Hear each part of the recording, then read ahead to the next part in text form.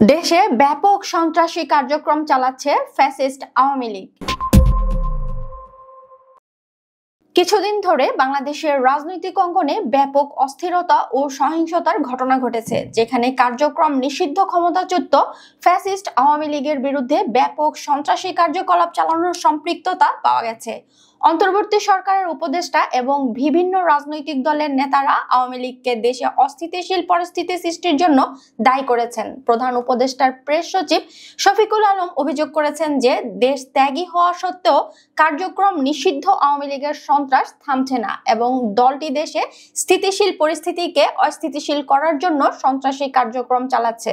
তিনি আরো বলেন যে আওয়ামী লীগ এবং এর অঙ্গ সংগঠনের পলাতক নেতারা উস্কানি দিয়ে দেশের বিভিন্ন স্থানে চোরাগুপ্তা বিস্ফোরণ ও অগ্নিসংযোগ ঘটিয়ে জনমনে আতঙ্ক তৈরির সৃষ্টি করছে। একই ধরনের অভিযোগ করেছেন জাতীয় নাগরিক পার্টির এনসিপির নেতারাও। তারা বলেছেন আওয়ামী লীগ আগুন সন্ত্রাসের জন্ম দিয়েছে এবং দেশে সংঘাতময় পরিস্থিতি তৈরি করছে। প্রধান উপদেষ্টার বিশেষ সহকারী ফয়েজ আহমেদ তৈয়ব মন্তব্য করেছেন যে দেশের গণমাধ্যমগুলো আওয়ামী লীগের আগুন সন্ত্রাস কথাটি লিখতে দ্বিধাবোধ করছে। গত কয়েকদিনে রাজধানীর ঢাকা সহ দেশের বিভিন্ন স্থানে বাসে অগ্নিসংযোগ ও ককটেল বিস্ফোরণের মতো একাধিক নাশকতামূলক ঘটনা ঘটেছে।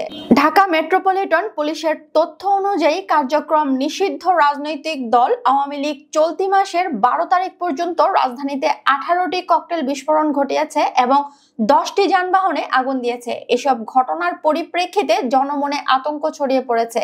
এসব সন্ত্রাসী কার্যকলাপের অভিযোগে আইনশৃঙ্খলা রক্ষাকারী বাহিনী কঠোর অবস্থান নিয়েছে। গত কয়েকদিনে ঢাকা মহানগর গোয়েন্দা পুলিশ ডিবি ঝটিকা মিছিলের পরিকল্পনা, অর্থায়ন ও অংশগ্রহণের অভিযোগে আওয়ামী লীগ ও এর সহযোগী সংগঠনের কয়েক ডজন নেতাকর্মীকে গ্রেফতার করেছে। এছাড়া নাশকতার প্রস্তুতির অভিযোগে আগ্নেয়াস্ত্র সহ 31 জন আওয়ামী লীগ নেতাকর্মীকে গ্রেফতার করা হয়েছে।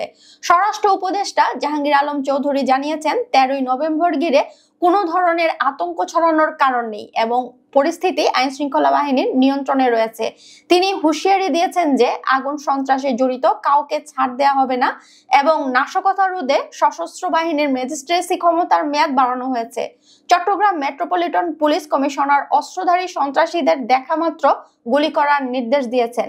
এই সহিংসতা ও অস্থিরতার পেছনে আসন্ন জাতীয় সংসদ নির্বাচন এবং ক্ষমতাচ্যুত ফ্যাসিস্ট আওয়ামী লীগের ডাকা 13 নভেম্বরের লকডাউন কর্মসূচিকে কেন্দ্র করে রাজনৈতিক উত্তেজনা বৃদ্ধিকে অন্যতম কারণ হিসেবে দেখা হচ্ছে। জুলাই আন্দোলনে ক্ষমতাচ্যুত হওয়ার পর আওয়ামী লীগের কার্যক্রম নিষিদ্ধ করা হয়। দলটির নেতারা বর্তমানে দেশের বাইরে পলাতক থেকে বিভিন্ন কর্মসূচি ঘোষণা করেছেন এবং তাদের কর্মী সমর্থকদের সক্রিয় রাখার চেষ্টা করছে, যা দেশের নতুন করে রাজনৈতিক সংঘাতের জন্ম দিচ্ছে।